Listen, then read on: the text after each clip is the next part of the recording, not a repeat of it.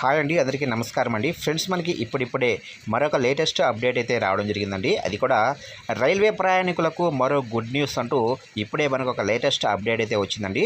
అయితే ఇందుకు సంబంధించిన పూర్తి వివరాలు అయితే మన వీడియోలో తెలుసుకుందామండి.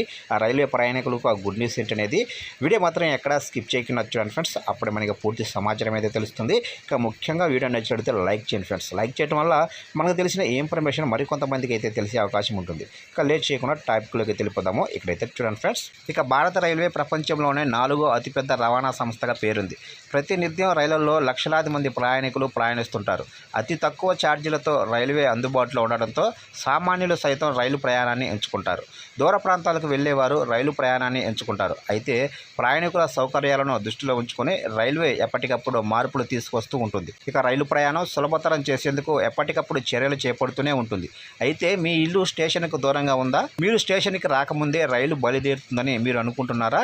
కంగారు పడవద్దు. ఇస్ట్రైల్ మీకు పరిష్కారాన్ని అందిస్తుంది. ఇప్పుడు మీ ఇల్లు స్టేషన్ నుండి ఎంత దూరంలో ఉన్నా మీ యూటీఎస్ ఆన్ మొబైల్ యాప్తో మీ ఇంటి సౌకర్యం నుండి టికెట్లను బుక్ చేసుకోవచ్చు. సాధారణ లేదా సాధారణ తరగతి రైల్లో ప్రయాణాన్ని సులభతరం చేయడానికి యూటీఎస్ ఆన్ మొబైల్ యాప్కు ముఖ్యమైన మార్పు చేసింది రైల్వే.